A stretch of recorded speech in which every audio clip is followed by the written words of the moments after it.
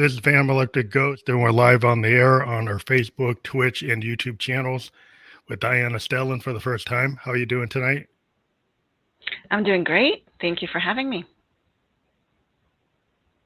I want to let people know we are a featured podcast on Newsly. You can see that icon up there says listen on Newsly. If you use coupon code GHOST, you get 1 month free premium subscription so you can stop scrolling and start listening. We will be on Newsly later tonight. And again, we're featured on that platform. So again, this is episode 877 of the Fam Electric Ghost podcast. And we're happy gotten that far. We've been on the air since 2016. And what we're going to focus on tonight for the topic is how do you battle burnout? Start with like what your strategies for that are. I'm a visual artist, and I've discovered pretty early in my life that having access to that creative outlet is huge because what it does is it employs the other side of your brain that you might not be typically used to using, right, on the everyday, on the day to day. And because you are accessing something that is not employed a lot, it actually creates that balance that the other side of the brain needs a bit of a break and a bit of a reprieve from being tapped into all the time. And because of that balance, the exhaustion and overwhelm feels a lot less difficult to deal with.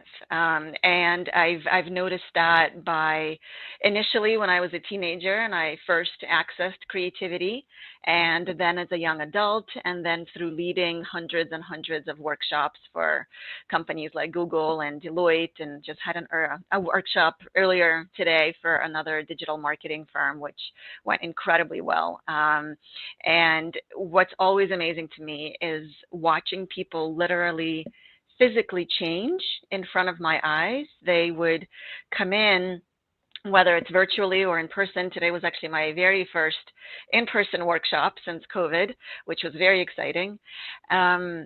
They would come in and there's obviously some stress and tension because they know that they're going to be doing something that's way out of their comfort zone. But about 20 minutes into the workshops, I can see a lot more color in their faces.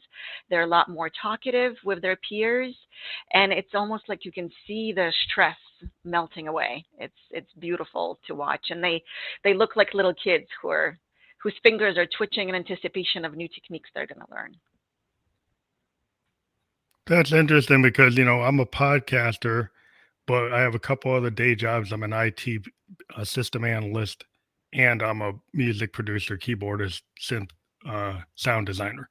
And so I try to take a lot of the artistic things I do and kind of embed them in what I do in my job. Because as a software designer, we're very creative, but it's for business, right? Right. But when I'm a musician, I'm also creative, but it's art. And I found that when I access the kind of creativity of my kind of like, I don't know, stream of consciousness style of writing, that I find that kind of open-minded thinking really helps my day-to-day job. That that habit of music, being a piano player, being a synth player, I look forward to that time that I rehearse and do work and even do this podcast, where that creative part of myself actually makes me more satisfied as a person. Yeah. And what's really fascinating, especially post-COVID, I definitely see a huge difference in the way things are taught at schools these days because for so many years, kids were taught to pass, SAT exams, and all the arts curriculum has been taken out. And I think because of that, we're seeing the consequences because all of these kids post-pandemic who've gone through a really, really traumatic couple of years don't really have the means to process their emotions, to process trauma. And that's what music and dance and visual art are so great at doing, because a lot of these emotions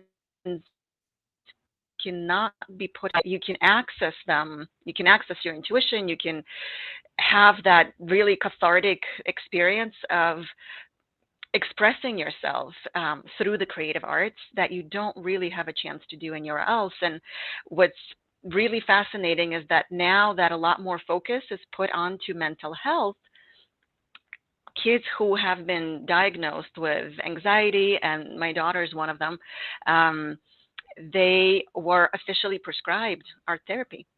And I think it's such a positive change, and I look forward to seeing more of that being in the mainstream. Because I started this podcast and we mostly talked to singer songwriters, and one thing I noted in the 300 interviews I've had with singer songwriters around the world is they consider what they do therapeutic. Yeah. That most of the musicians I talked to said they would still do it if they made money or not, but it's part of their kind of mental health. That being an artist, being a writer, whether or not anybody ever hears what they're doing or sees what they're doing, that process of the creative process actually is a way to kind of deal with what's going on in your head. And I think when you're a creative, you're able to take those things that happen inside and out, like microcosm, macrocosm, and apply your artistic filter. And you kind of take the muse and you take the universe, and you know, kind of, it all jumbles together, and you just create something. And people who aren't creative don't really understand how we do it. But I think when you start to teach people art therapy, you can kind of, I believe every human being is capable of doing that. Just maybe they weren't that they could. And I think there's always all kinds of possibilities. Do you find that, you know, there are people who think they can't do that, and then they find when they get into art therapy that they have more capability than they believed they did? Yeah, it's definitely a known fact that everyone has that innate creativity. Though back in elementary school, and when they were little kids, they could access that readily, but the older someone gets, the more self-conscious they become. So unless they've been educated to develop that side of themselves, they lose sense of their creative self. What's really fascinating, especially in people who are not thinking of themselves as creative. And of course, the very first thing that people say to me in these corporate workshops when they come in is, I don't know why I signed up for this. I don't have a creative bone in my body. This is just going to be terrible. And the very first thing I say to them is, imagine that you're 4 years old again and you just learned how to make basic shapes. And that's really all you need to get started. And even and just that one phrase gets them into a completely different and much more open state of mind. And what I love about all the neurological research that's been taking place on creativity and getting into flow, and we know that flow is not only accessible to us creative people, it's in the sports world, it's in a lot of different professions, is that being exposed to, on one hand, being exposed to art, even for 20 minutes a day, decreases our cortisol levels, which is the stress hormone, by crazy amounts. And then what it also does Yeah, the is fight or flight yeah, hormone. exactly. And what it also does, it builds our neuroplasticity, our brain's neuroplasticity, which is our brain's recovery system and learning system. So it really makes us into much more balanced and holistic individuals when we're able to tap into that. And another thing that I found interesting, especially after going, through the pandemic, and I know we're all sick about talking about COVID these days, but that creativity is actually at its highest after periods of intense stress. Isaac Newton created his Mhm. theories right I can after attest to that. the bubonic plague. Yeah. William Shakespeare wrote King Lear among his very other really important plays right after the outbreaks of the plague. So right now is that time when we're most vulnerable and most able to access creativity. So it's just a matter of learning to tap into it. Yeah, because I was talking to a lot of artists, and a lot of them were upset because, musicians especially, we can't make money unless we tour, but we found other way because the thing that I found artists under COVID, what they did is they say, "I'm gonna learn that other instrument that I never took time to do," right? Or, "I'm gonna work on that big idea that because I was touring, I couldn't do it." And, I'm sitting in my home studio with all my keyboards and stuff, and a lot of us have bedroom studios. That we put our tools so close to us so that we can create all the time. And when we a lot of artists got, they're in their bedroom studios now because they kind of realized that they had to keep on working and they couldn't. And what people found is that they just opened up their minds and their hearts and their souls to, yeah, time for a creative is actually not something where we actually don't have a lot sometimes. Having that during the whole COVID period gave artists a lot of time to be creative. And creative people, we kinda are in this zone when we're in that space where we're kinda away from other people, where we're doing something, and we find that usable, and we had a lot of it, and so I wonder, like, how you, get people who are so busy to find the space to be creative because I like people are like in the corporate world when I'm in that. Well, you're like, oh, I'm maxed out. I can't do it because I'm stressed out. I'm maxed out. I'm to the limit. So how do you get them to kind of realize they should take this time because it actually is going to help them, like what you had said before. Yeah, that honestly is the toughest thing because me, right, from the bottom of my heart, I know that it will help them. I know that it will relax them first and foremost and get them out of that state of overwhelm and get them to be a lot more productive in the long term, a lot more innovative in the long term. But yes, when you're feeling like everything is pulling at you at the same time, this is the very last thing you want to do. Why would I be doing some sort of a music or art class when I don't have time to brush my teeth, right? And I heard this amazing saying. I don't remember who said it, but it had to do with meditation. But I think it's really the same thing when it comes to creative arts. Is if you have 10 minutes, then meditate for 10 minutes. Um, but if you don't have more than 10 minutes, you should meditate for an hour, which essentially means that the more you think that you cannot manage your time, the more it means that you really need to be pushing yourself to do those things that will teach you what the true purpose is, what's important, get you to the core of of who you were as a little kid, and what you wanted to do and what you were willing to experiment with. And like I mentioned, today was my first in-person workshop, and I think and I did a TED Talk last year. It was in March of 2022, and I really thought that right after the TED Talk, and that was in person, which was lovely. But I really thought that right after the TED Talk, I'm gonna have people knocking on my door nonstop because it was very well Mhm. received, and it's such pivotal and key information to get us out of this constant anxiety and stress, right? And it was just crickets because because I think people are so overwhelmed and not and they're trying to catch up on so much that they feel that they've missed over the last couple of years. And the balance Mhm. between life and work, I feel, has gotten even worse because now we are doing work at home Yeah. and we don't have that separation, and work runs into dinner time and then it runs into bedtime, um and I see that everywhere. So I have to say it's really the toughest thing to get people once they get into this immersive experience of doing something with their hands, of Mhm. creating. They get it, but selling this whole idea and how key and impactful it can It's be always hard. is tough. Yeah. Yeah, because I mean, in our industry, like And there's kind of a whole thing where guys who are programmers or software designers, they think it's like the holy grail to sit there for 12 hours in your chair, just be focused, right? And I've pointed out, being a manager and being a senior, that that's totally false, because there's like the diminished returns.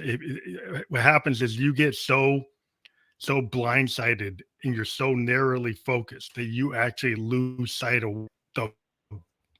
And I tell people, I'd rather have you go take a walk, get out, go take a walk, come back, even take a day, come back, because I've seen people with their designs, it's like they just didn't see everything. They missed it because they were so narrow.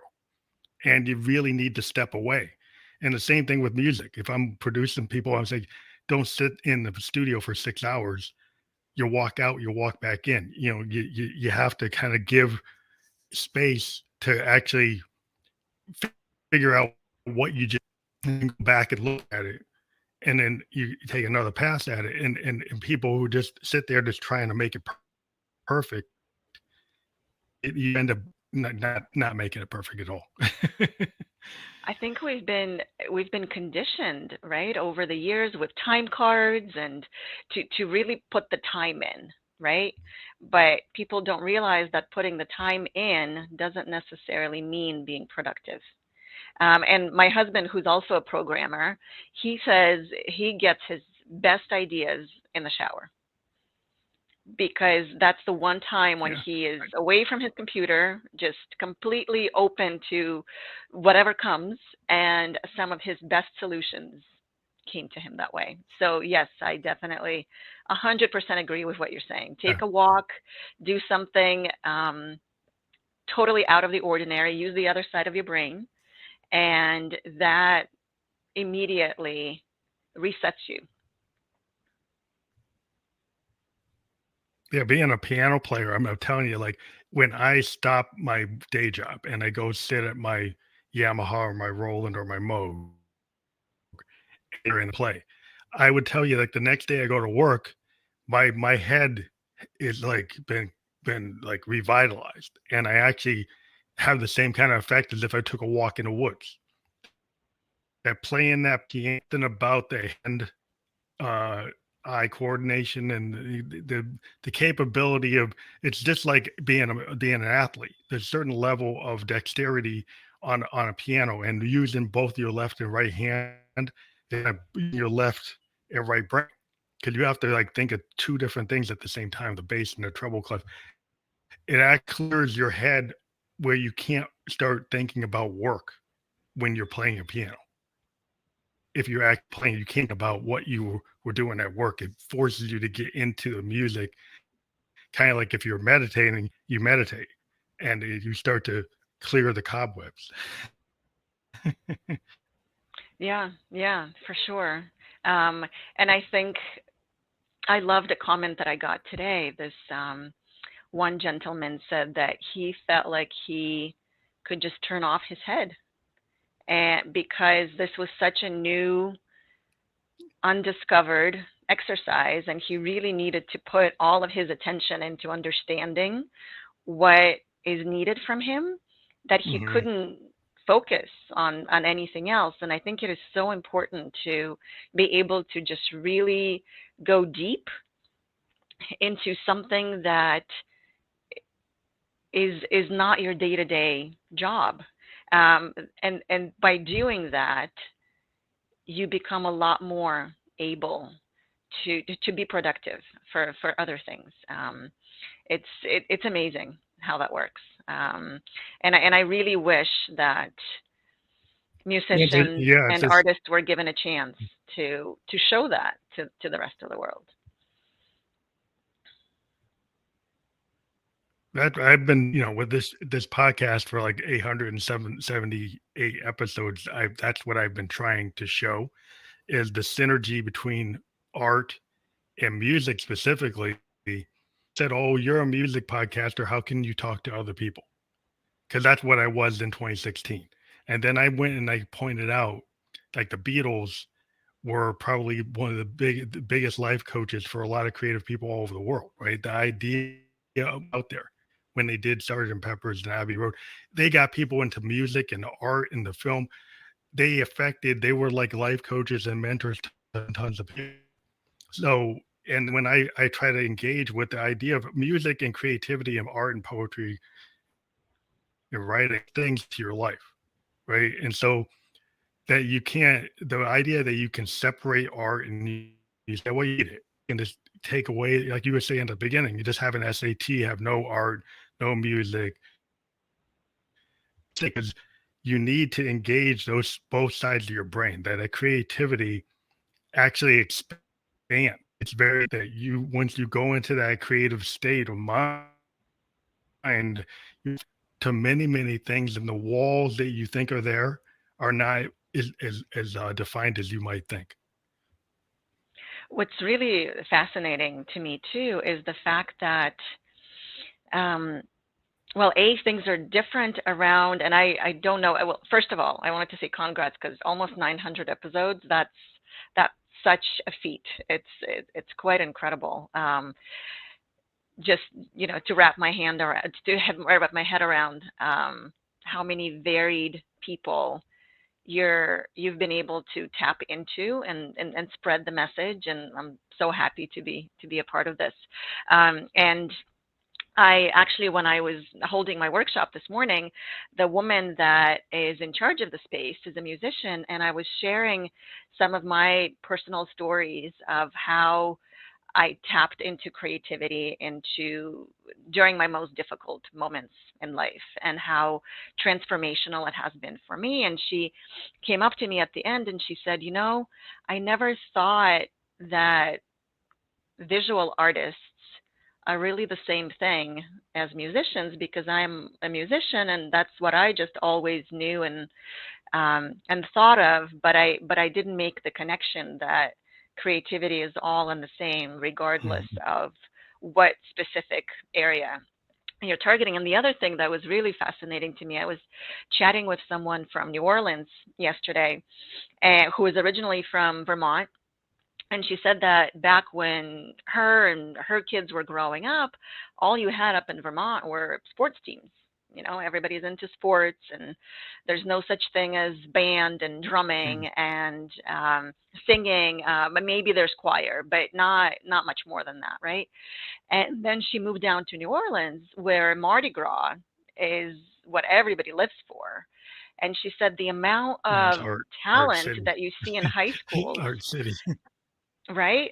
With bands and drummers and being able to participate in parades, and is so vast. She had no idea how much talent could be tapped into, and we're missing that up north, because we don't have that kind of inbred realization of how key creativity is. And um, Mhm. it brings me back to, we went to Yeah, Kenya it's on interesting. our honeymoon with my husband, and it just seemed like it was so natural for people to celebrate things with dance and song and coming together, like that Yeah, dance and music communal, is like in right? It's very intuitive. It's what the yes, ancient people, what yeah. cave people did, right? And over the centuries, we sort of let ourselves forget that, um, which is a Well, it's kind shame. of And been denigrated because yeah, I mean, I think like sometimes like advanced culture, capitalist kind of culture ideas, like, well, it's more important to be a lawyer, be a doctor, be a scientist, right? They seem to have forgotten that spark, I mean, I'm an African, out of my culture is heavily musical.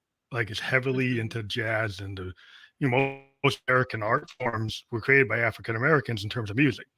Jazz, rock, blues, hip hop. They're all created from our culture. And if you check, the history, because it's inherently very connected to the culture that my grandpa could pick up like any and cousins. They just had natural ability. And it was encouraged. And in the church, the African American churches, they kind of encourage that, at least the singing and then even the playing. People learn how to play the organ they don't know how to read. And you can see it in New Orleans, you can see it in Tennessee, you can see it in the Delta, see it all over the place. And I think it's just when you embrace it, you don't overthink it. There's a lot of people, like I've run into people like I can sight read, but I can play by ear. And a lot of times it's more comfortable for me to play by ear. And so if I play with somebody that wants to know the charts, then I can't feel it because I can kind of feel it.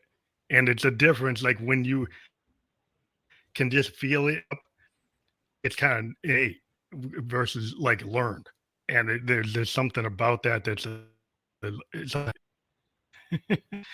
Yeah, there was another kind of the other side of the spectrum today. There was another gentleman during the workshop who said, I can't handle so much freedom. I need very specific instructions on what I should do first and what are the constraints and what I do next, and obviously a programmer.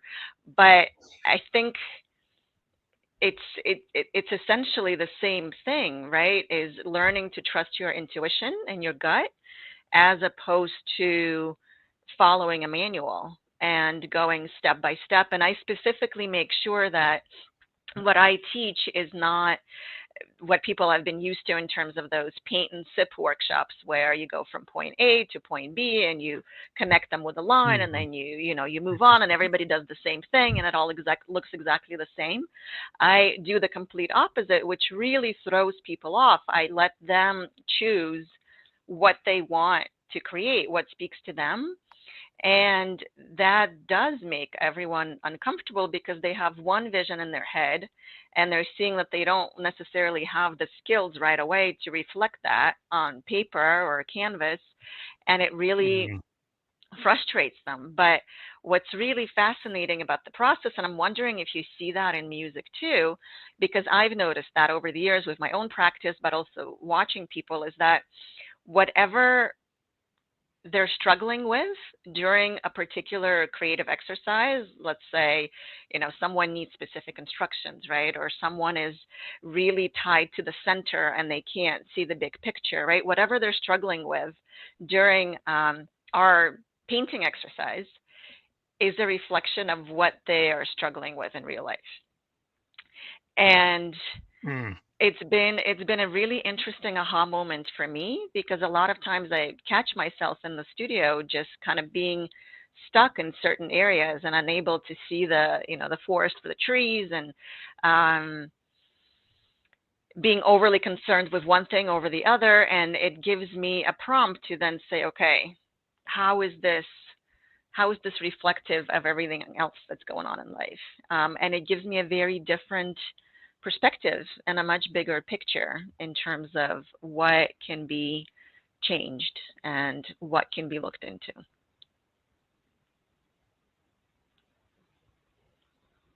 It's kind of interesting because if I had this kind of issue, well, not issue, but I was playing with like a classical musician, and you assume a classical musician so talented, they could easily play like in a jazz or a jam band, but it's not the case. It's because they read the sheet, so they're reading Chopin and Beethoven and Bach, and they're not really improvising, right? And they don't really. That's not they have a lot of constraints, and so when they get into a situation with like a free jazz or fusion, they're like, you think they technically could do it, and it could, but their head stops them. They're like looking for somebody to tell them what to do, and you actually have a time playing with them because they can't get the feel. And really, like that form, like the blues, is really feel. It's kind of based on the inherent capability of like a Lead Belly or a Hendrix or one of these great artists, and they do it by and do it off beat. And when somebody has to have that plan, it's hard to actually get them to get out of that. What I found, at least with like musicians who are used to reading the sheet, it's hard to get them to improvise or to play ear or to do kind of stream of consciousness. It's not natural for them. You have to kind of unlearn the book learning to get them to do it. To get them to learn to be intuitive, right? I think that's the toughest Yeah. thing with the way that we've been taught and conditioned um, over the years. What I loved, there's a very famous performing artist. Well, she's a performance artist, so she's an artist that creates these really interesting situations for people. And one of them she created after going to Australia for a bit. She spent, I think, 3 or 4 months in Australia, and she was really watching Aboriginals communicate. And because it is so hot in that part of Australia, they don't want to be moving a lot. So they tend to sit in a circle Mm, and almost close their eyes and communicate somehow on this energy level without words, simply energy. through Wow. intuition. And Hmm. she repeated that experiment at MoMA in New York, where there was a line of visitors wanting to see this. It's her name is Marina Abramovich. Um, what she would do is she had a table and she would just sit, and people had the opportunity to sit across from her for 2 to 5 minutes. And it's very unnerving to us to communicate on a nonverbal level because we're not used to it. Whereas in other Mm, mm, cultures, and cultures that are more primal in a way, and I think Steve Jobs was talking about that actually, mm. that he learned a lot from Aboriginals about how to trust yourself, and trust other people's energy, and and learn to decipher what they're trying to say without saying anything. I think that's hard to explain, but if you're with like a four-piece rock band or vibe, you really are connected to your fellow bandmates. There's tons of nonverbal communication going on. If you ever watch us on stage, we're always looking at each other. You know, that saxophone player, everybody's looking at each other because we're picking up these nonverbal. And like, if you ever did a lot of band, that you could see them looking at the drummer. They give them a look. They could see the communication. I've been watching films of Miles Davis with Colbert, be looking at him directly and be looking at, like, when he worked with Herbie Hancock. They were looking at each other and they're doing cues just by nodding their head and their eyes, and it wasn't talking at all because they're actually playing their instrument.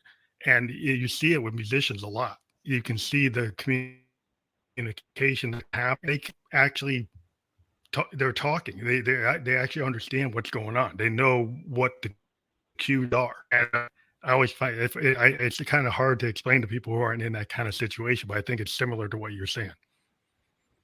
Did you notice that things had changed in terms of tours touring that happened post COVID? Is there a different energy from the audience now that we've gone through this period of isolation? Yeah, Because I mean, I'm curious about that. yeah, I mean the audience. Yeah, the audience expecting certain audience expect to hear things exactly the way they heard it on the track, right? Like you put out a record, newer, younger audiences kind of want you to actually just replicate exactly what you. Where older audiences are more willing to hear a jam, they hear you actually reinterpret your work. The so there's a little there's just totally replicate like note for note exactly what they did, which is very, very boring. I don't find that enjoyable at all. I want to actually reinterpret my song as the same. And if you go back in the 80s and the 90s, 70s, even the 2000s, you could do that. Now, today, we have a lot of tools that actually keep us really locked in to what the original composition is. It's actually being run off of like boxes. They say you're in the box and you're kind of locked into what you originally wrote, and it's not that fun because you can't really deviate that far from what the original is. And to me, what's the point of being a musician if you can't express yourself. If there's no creativity. Yeah, a friend of mine is a huge, huge fan of Eric Clapton, and she says that his recorded music is nothing in comparison To what he does to live. Yeah. what kind of you have to experience him live in order to truly understand what kind of a musician he is, and Yeah. the potential and the level of his talent. I think it's kind of sad to see younger artists locking themselves into computer driven arpeggiation and actual where, when I would go see the Allman Brothers at Great Woods and seeing, Dickie Betts and seeing Greg Allman actually on his Hammond B3, and he's feeling it. You could see him feel it. You could see him doing it. I would go see it 3 nights in a row, and it was different. How they interpreted their own music, it was different. And it was actually why the would follow bands like the Grateful Dead, follow the Allmans. Why would they go see them night after night? Because they actually interpret their songs differently every time they do. In itself, as a fan, maybe some of the fans today kind of lost that because they like the repetition, and maybe because music is not the primary thing you do anymore. Like when you listen to music, you're doing something else. You're on your phone, you're on your iPad, you're doing something else, you're at work. You're not actually like when you were listening to vinyl, you was Pink Floyd. That was it. You're not doing other things at the same time. I think because we're multitasking, people want it to be familiar.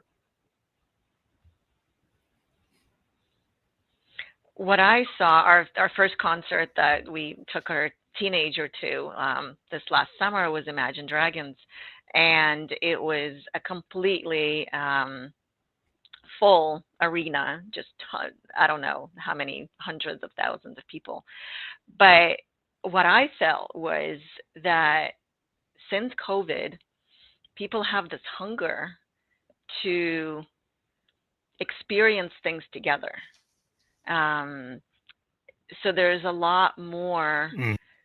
of a desire to be in the space with someone for a live performance. I really could feel that communal energy, which is what live concerts are all about. Yeah, I think people want to be together. Yeah, I think that's cool. That's what a technical musician, and I'm looking at it from a critical point. And there are people who are still playing for him, but if you check, there's a lot of people who are in that kind of repetitive, in the really close to what they sound like. Now I know the audience is there; they want to feel it, and so you can have that audience participation, and they feel it. But kind of finding the quality of what's being done, versus like the communal nature of it. Yeah, it's still communal, but like when I went to see Woodstock, the Woodstock where Green Day was there, and it was like everybody was playing live. They weren't in the box. And so there's so many bands in the box today. It's kind of hard if you don't know what that means. But if you ever seen a band that actually played their instruments, then you know what I'm talking about. Yeah, we would go to the Montreal Jazz Festival every year, and it was so amazing to be able to experience so much diverse music, and these very unique ways of people tapping into their creative talents. Really, really cool. And yeah, from my point of But view it's as a visual artist, I can't create the same painting twice. It just doesn't happen, because every Mhm. single time something else strikes you, different relationships between colors and lines, and um, what's fascinating to me is that there are a lot of artists, and I forget the term, it'll come back to me at some point, but there are a lot of artists who could see music, and Kandinsky Oh was yeah, was one of drum them. paintings. Um, and they could paint music. So a lot of his compositions are actually titled as musical compositions. And the more and more and I always play music when I paint. I cannot paint in silence. So maybe that's partially me multitasking, but I think it also helps me tap into that kind of inner self, because there is a relationship with each thing that comes on the radio. Um, but I'm also starting to see that lines correlate to certain instruments, and colors are a reflection of other Mhm. instruments, and it's really really fascinating to really tap into that. Well, I'm a sound designer, so what that means, I have synthesizers that can build sounds from waveforms. So my Wow. synthesizers can actually take a sine wave or a square wave and turn it into a custom tone. So I spend a lot of time building my tones before I even write a song. Wow. So I use them on my boards to create what we call sound paintings. And the kind of term came from if you think about George Martin when he was doing Sgt. Pepper's and Abbey Road and more band style Beatle albums.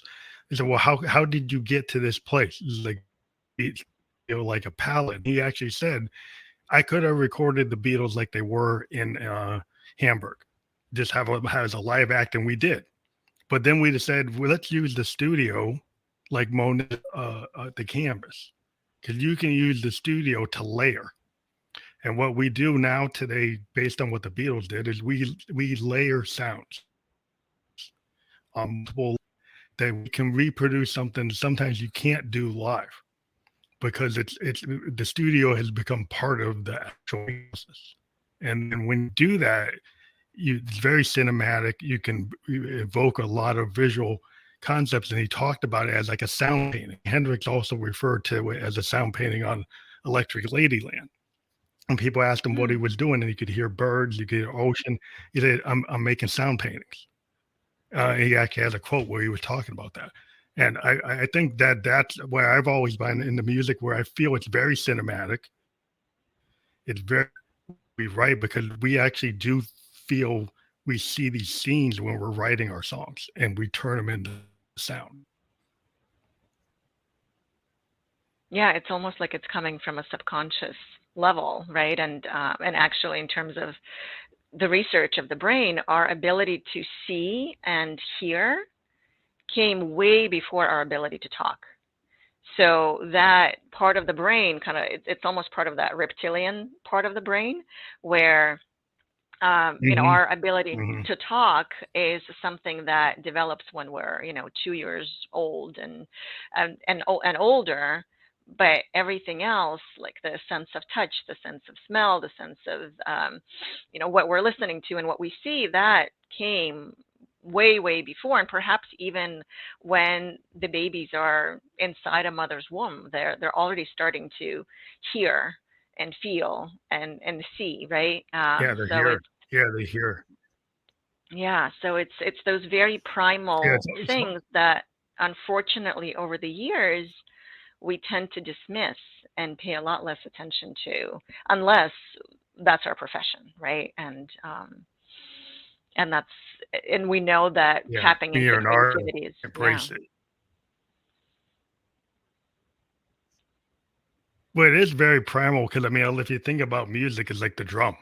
The drum is like tribal, it's indigenous. Like so, when you start getting into drums, and what we as musicians have, like Pete Townsend talked about it. Like, there's this idea of a universal key or the universal kind of rhythm. When you're a musician and you tap into that universal key, like when he's at Woodstock, you could see the people are just like, wow, people into my I'm hitting frequencies, I'm hitting beats, and it's triggering behavior. And as a musician, you can see it in real time.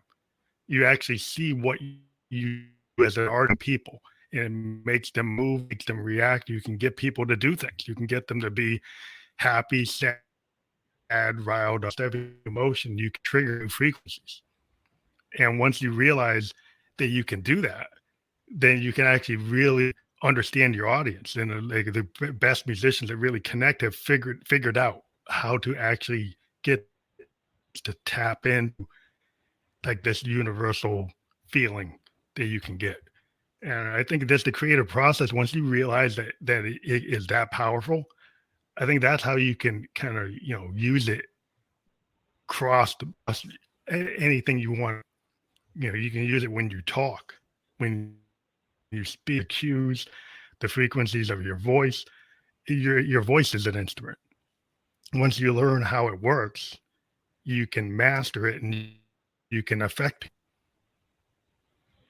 Yeah. And similarly, from the world of visual art, colors affect us quite a bit in certain ways. And those artists who are able to tap into that, like Kandinsky, who was also seeing music, but at the same time wrote a whole book on the theory of color.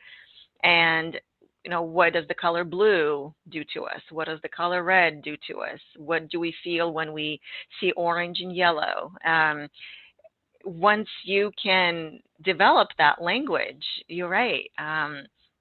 It's incredibly potent and powerful. And I think the best thing that I had gotten when we were all isolated was a message from one of my collectors, and she said, the winds are blowing in so many directions right now, and everything is so uncertain. But when I look at this piece of art, it's so grounding and healing that I feel like everything's going to be okay. And that was such a powerful affirmation to me about just if there's something that needs to be expressed, just do it. Because even if you're not Yeah. getting remuneration for it, because sooner or later that right person will see it. And even if it is just one person whose life changes by a fraction, it matters a lot. Good. It seems like what art and it's like therapy for myself. But what I found is like if you're willing to, a lot of times like fear when I as an artist as I've gotten older, I'm 55, and the 6-year-old self was fearful of what I was doing, and you're always trying to get approval. As I've gotten older, when you put something down, there's always somebody that will understand it. And as you get older with the way social media, as musicians, like there's an audience for almost everything we do. And so you might think zone where you might be physically that won't work for wherever that is. But if you just put it out there in the ether, I'm very surprised that certain pieces actually get a lot of reaction to different parts of the planet. And and that is very encouraging for us to understand that you shouldn't be fearful of what you can create. You should, actually embrace it. And once that, I think it opens up the walls. I think it starts to that give you that spark of creativity can really help you as a therapeutic measure. And I've actually done it my life and worked with other artists and we were in that kind of headspace and we feel it does help us. Yeah, it's funny that you said Spark because this is how and that's the acronym that I had created for my method of getting people into flow. And it starts out with being present, right? So letter S is for staying present, and truly in particular space, as you just said. Letter and P is for paying attention, kind of paying attention to everything around you, all the different sounds and smells and wind and how it is that your body is reacting and truly feeling. Letter A is allowing yourself to play, which a lot of us have forgotten how to do. Artists are really good at that, but most people don't let their inner child out uh, at all. Um, Letter R is releasing the end result, which I think is so exceptionally hard for people because we've been trained to be so focused on goals and setting timelines and going through that to-do list, right? That simply dissolving in the process and enjoying the journey is so, so hard. And finally, letter K is being kind to ourselves, because once everything is done and over, a lot of us start judging, how am I in comparison to my neighbor? How am I doing? Why even begin this in the first place? And it is to allow yourself to just be and try and be willing to make mistakes. Um, Yeah, that's but very it's tough hard. for so Because the many thing people. is, like, I try to tell people as a creative musician, if you think about the number of songs that we create as a writer, if you're a singer songwriter, I would venture to say that probably almost 90% of your work probably never worked, right? That it's very rare that the work that you create actually connects, but that doesn't mean it failed. Like as an artist, to progress, and you have to write so many songs. If you think about an album, it might have 10 songs, and one of them is the single one, if you're lucky, maybe or two, but most of them people don't know or people don't listen to. Some of the work is not connecting at the level of a single. And and so you would you get because they're not all connected. No, you have to keep on progressing. And so you have to accept that failure. I don't think it's a failure. I think you have to learn and that you're going to get better. You're going to become the next version of yourself as you grow as a musician. You're always the next song is a kind of a progression in your capability. Usually, you keep on going to a certain level, and then maybe eventually you drop off, but you have this kind of ascending line at the beginning of your career, and then maybe you stabilize, and maybe then you drop off. But it's a process. And I think a lot of times we as artists are so tough on ourselves because we seek that approval. And it's a very hard line between doing something because this is truly who you are and what you want to express versus people pleasing and getting that hit of recognition and affirmation and songs that you had created were some of your best work, but because people don't recognize it, it doesn't mean that it was all for nothing. Do you know what I mean? Yeah, I try to tell people about you think about William Blake, the great Victorian poet. Nobody knew him in his time. And art considered him one of the great Victorian poets. But during his time, nobody knew who he was at all. But he actually etched all his work in acid on metal plates because he believed that it should be permanent. So he had this idea, wasn't a marketer, so nobody knew who he was. But he made them all the songs of innocence and experience are actually on metal plates with all this intricate Wow. art tied to them. And some people don't realize that that's the way those poems are. They just know of the innocence and experience.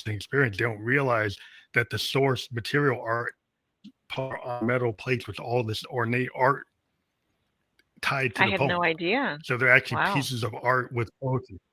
If you ever go to a library and look for the songs of innocence, the actual metal plates that actually have the artwork that go, then you're like, wow, this guy was brilliant, but he wasn't time. So it shows you that you shouldn't not put something out because you never know if some other age might find it. So the way I look at it is like that was always a very inspirational story when I learned it when I was in college at Bowdoin College. I went to Bowdoin, and I was in a class that they taught us that, and wow, and they actually showed us the original plates, and I'm like, wow, that was very inspirational to me. That means don't be scared to put your stuff out, and don't be scared to put it somewhere and store it and put it in a good place. If you take the out, you should believe in it enough to think that other people should see it.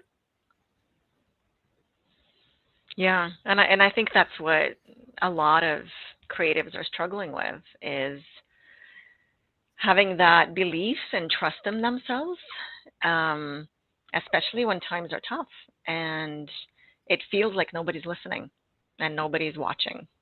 Um, if I had a message for my 20-year-old self who freaked out after graduating and decided, no, I'm not going to live the life of a starving artist, if I had the trust and confidence in my talent, I would have gotten to where I am so much faster. And I think a Mm. lot of artists who graduate from liberal arts colleges, they never end up as artists because there's just not enough self-worth there. Support. Yeah, well, you have to self-support, which is like the big key. Because what I found is like when I started to believe in myself, because I had a kind of catastrophic thing. I had cancer at age 27 and I beat it. Then I said, you know what? I'm going to do what I want to do in my dreams. I'm going to do my art career I did it parallel to my business career and it wouldn't stop. And to the point where now, I'm doing this podcast, but that's just a piece of what I do. But I just decided to believe in it. And then people come because you put it out there. And I really, I'm a big believer. Like if you have the courage to put your work out, people will come to it. And you get critics, you'll get people that don't like it, but if you'd be surprised. I've been very surprised by the reception of some of my pieces that I didn't think anybody would care about, and I just had the courage to put it out.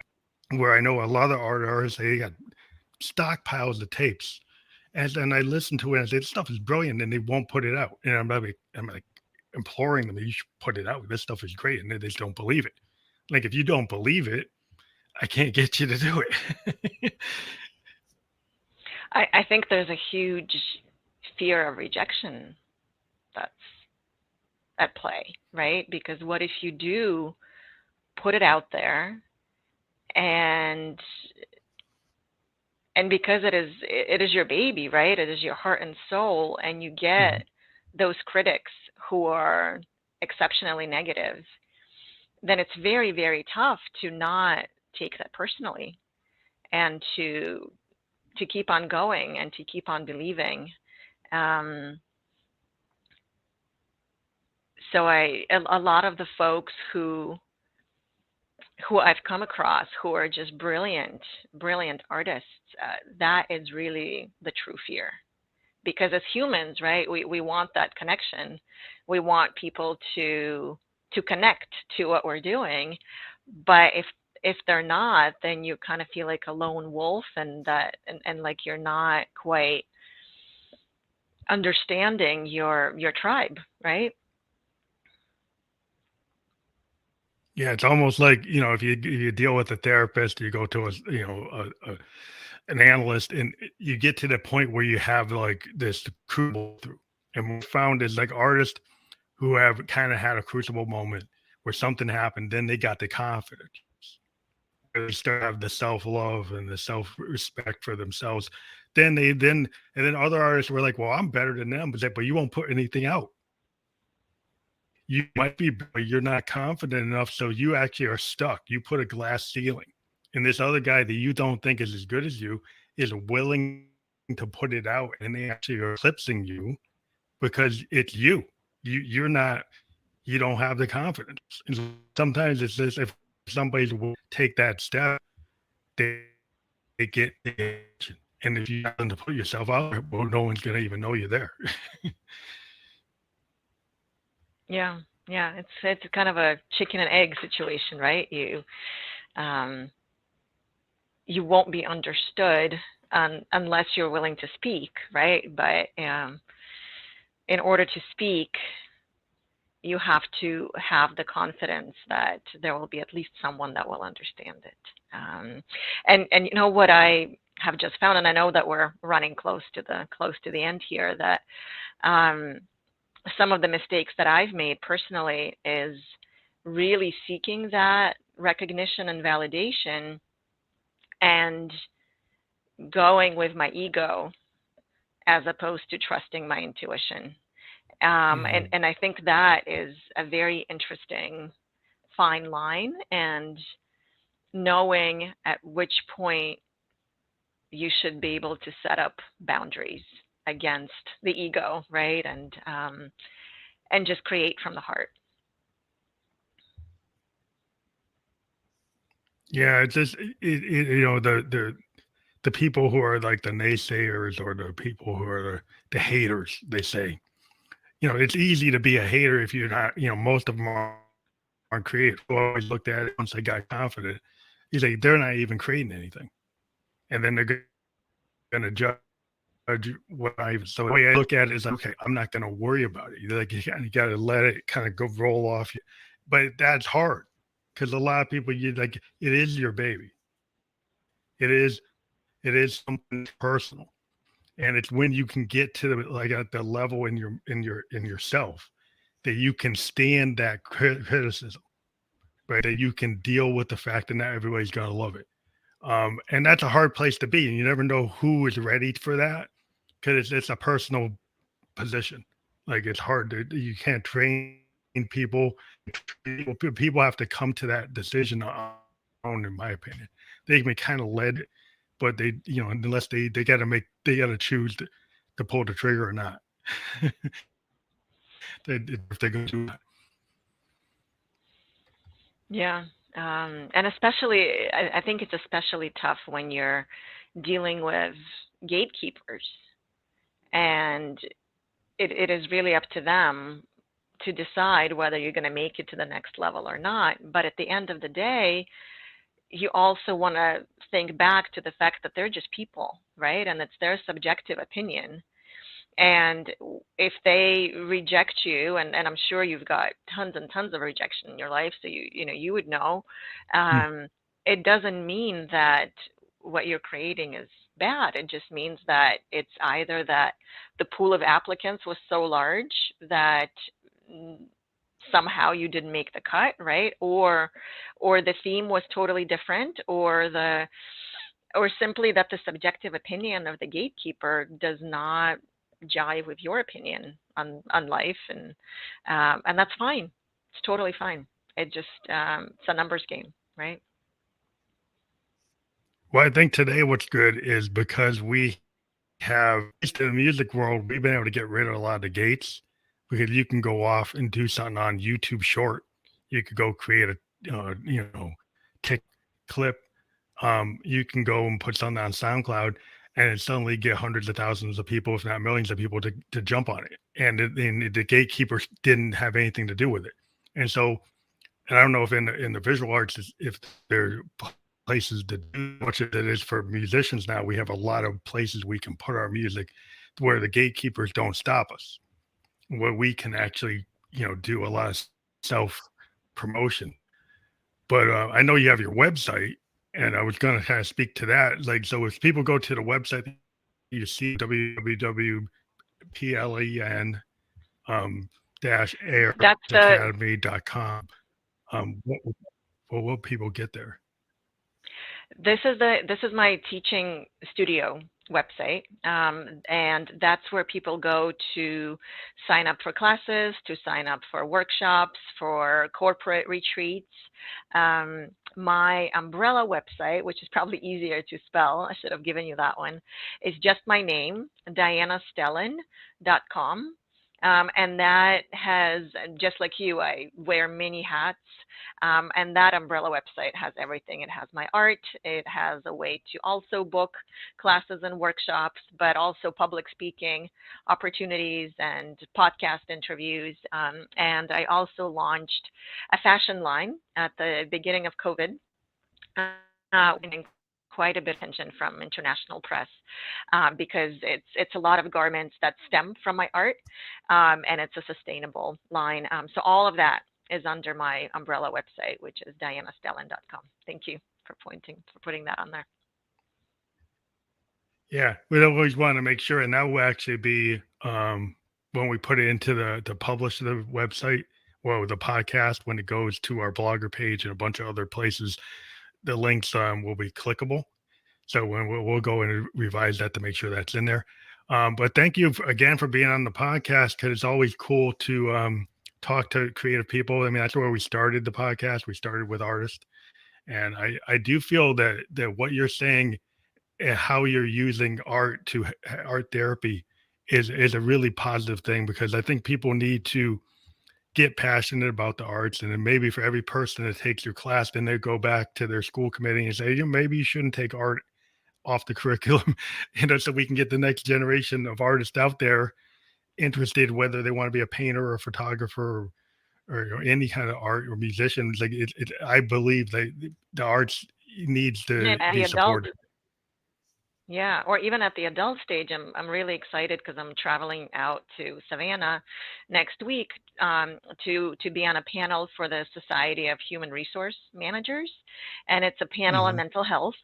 And I think that is excellent news because HR managers are starting to see what kind of a role art can play in terms of appeasing some of the retention issues that they've been having, and getting people to be happy at work. So things are hopefully changing for the better. Yeah, I've had some talks about like the idea in corporate world want creatives, but then they try to put you in the bell curve, and creatives tend to not be inside that bell curve. They tend to be on the outside of the bell curve, and then like if you want somebody who has that talent, putting them into a SAT type of world isn't where their head's at. And so if you want that kind of artistic capability, you have to learn how to measure it or understand it, or maybe you can't measure it, but you have to understand how to appreciate it or understand it, and then be able to not drive away those type of folks with the rigidity of your structure. Because Yeah. creative people tend to not want to fit into that too rigid a structure. If you're too rigid and you're not don't have that kind of gray areas open, you don't recognize them, then I think that's a big lesson to a lot of corporate people, that if they can understand the creative mind, then they could probably retain more creative minds. Yeah. Yeah. Or just having people be a lot more balanced, right, and happy at work. Um, Yeah. because those of us who are able to tap into our creativity, I think, are just happier people.